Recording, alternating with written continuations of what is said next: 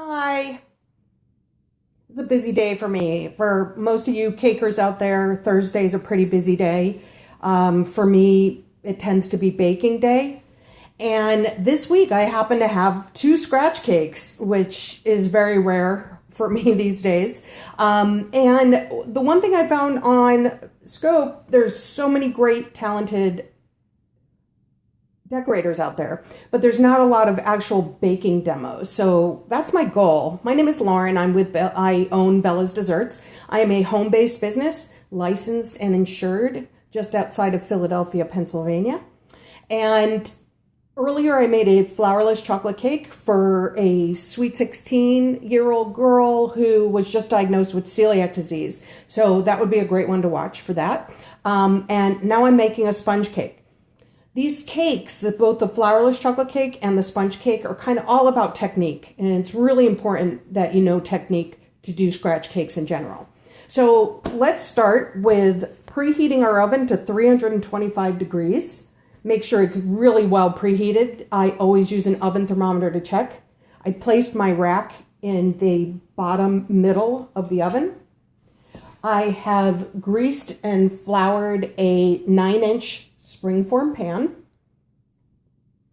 What I'm going to do, this is for a strawberry cream cake. Once the cake comes out, I'm going to tort it into 3 layers. So it's just easier to do it in one big pan. The next thing, the ingredient list is 1.5 cups of cake flour. You know, a really great way to make your own cake flour. It's 3/4 cup of regular flour to a 1/4 cup of cornstarch. Mix it really well together. I never buy cake flour. I always make my own. Okay, so I have 1.5 cups cake flour, 1.5 teaspoon baking powder, 1/4 teaspoon salt, 1 cup of sugar. But out of that 1 cup of sugar, take 3 tablespoons and set it aside. 5 large eggs. You want 2 whole and 3 separated.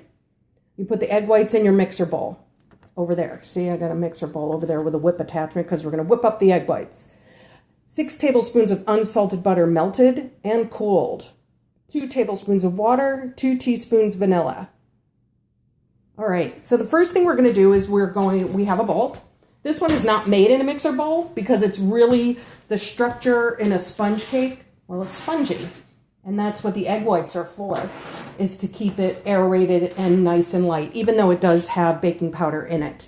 So the first thing you want to do is you want to take all your dry ingredients. So that's 1.5 cups of cake flour, 1 cup minus 3 tablespoons of sugar,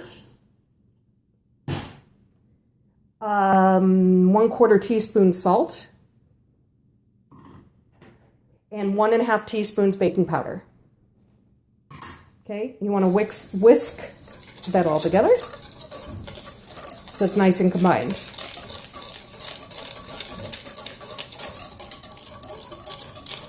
So once it's really well combined, I'm going to take my 2 tablespoons of room temperature water, 2 teaspoons of whole pure vanilla. I have my 2 whole eggs and 3 yolks. I'm going to put those in.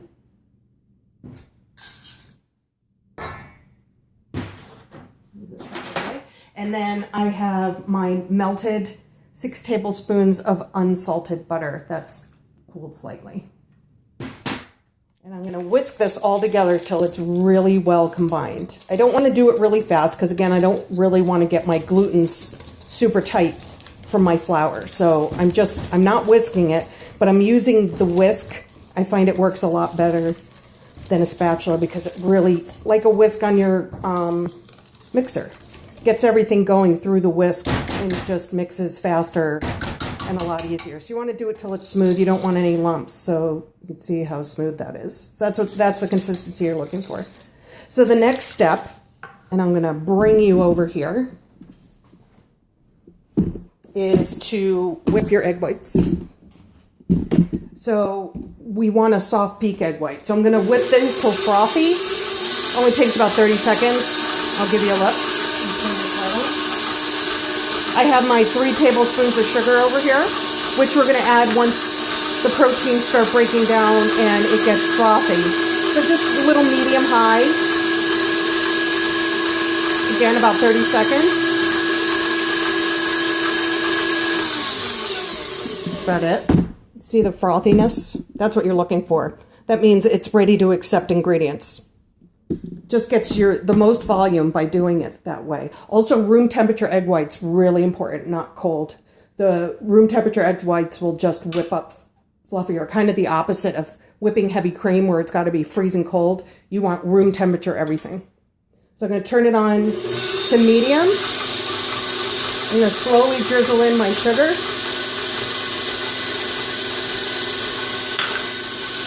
And then I'm going to turn it up to high. And I'm looking for soft peaks. This doesn't take very long.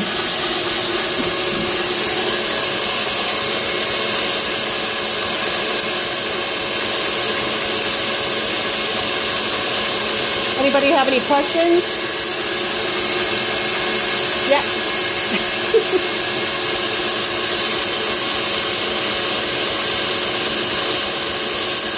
It takes about a minute.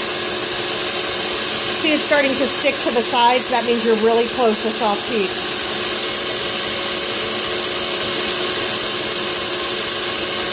Also look for, you could start seeing the whisk marks. This isn't quite there because you see there's still pretty large bubbles in there. It's not quite there yet, but this is really close. You don't want it dripping like that. So another 30 seconds at high should do it. Let me get this back on. Hold on. I gotta go with the other hand. All right. Turn it back on high for about another 30 seconds. Make those bubbles go away so it's at a true soft peak. If you've gone too stiff, there's no going back. You got to start over. So it's really important to keep an eye on. And that's done. I could tell it's done because the big bubbles are gone. And when you take it out of the mixer and you look at it, it's not pouring off anymore. See that? It's holding a little bit of a beak, but it's still pretty soft. So that's what you're looking for. That's called soft peak stage. So we're going to bring you back over here.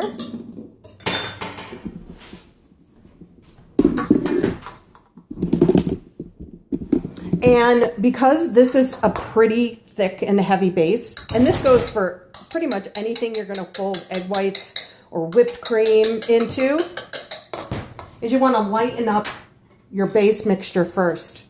And you do that by adding about 1/3 of your soft peak egg whites right in.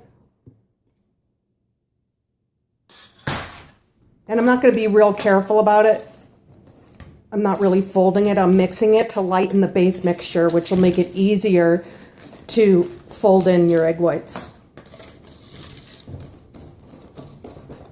And in my flourless chocolate cake recipe, it is the exact same. It was 1/3 of the egg whites to loosen up the base mixer. So see, it's a lot more flowy.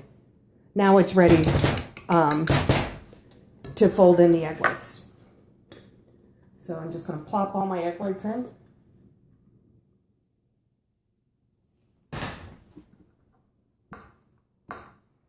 And there's 2 ways to fold. Okay, again, this is sort of the technique way, is a spatula. Okay, this is not my preferred method, but when you're learning, it's the best way to go because it goes real slow. So you start in the middle to the bottom, and you're dragging up the bottom, up and around. The middle, up and around. And you just rotate your pan, your bowl, and keep doing that. My preferred method is using a whisk.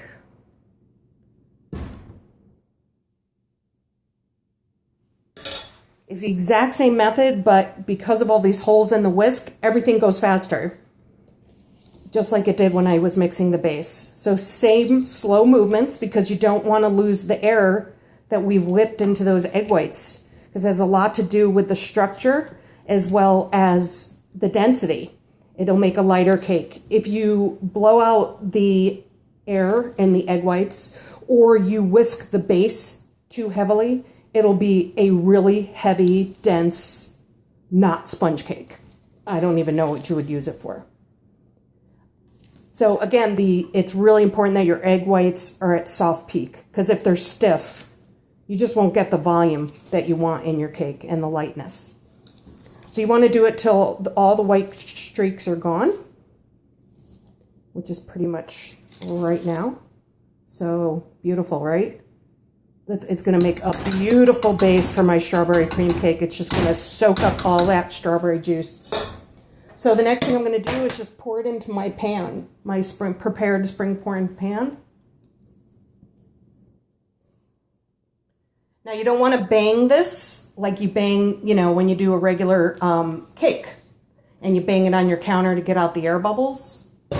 We love air bubbles in sponge cakes and every other cake that uses egg whites to help with its structure. So you don't want to bang it. And I don't. Just put it in here. And then the next thing we're going to do is we're going to put it in the oven, and we are going to bake it for, I'm looking, hold on a second, about 30 to 40 minutes. My oven seems to be going fast today, so I'm going to set it. No, this is a 9-inch springform. You could certainly do it in an 8-inch springform. You just give a thicker cake, same amount of batter, just a higher cake. This will rise enough, though, for my purposes for the strawberry cream cake. So, but a springform, when a recipe calls for a springform, do it in a springform. There's really a reason why they're doing it that way. And that has to do with the release of the cake, the structure of the cake, and so forth. So I'm going to put this in the oven for 30 minutes.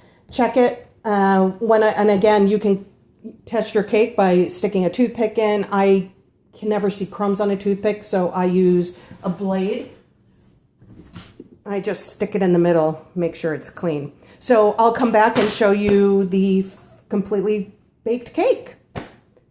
If you have any questions, you can either ask me now, or you can ask me when I come back in about 35 minutes. All right, thanks everybody for joining. See you soon.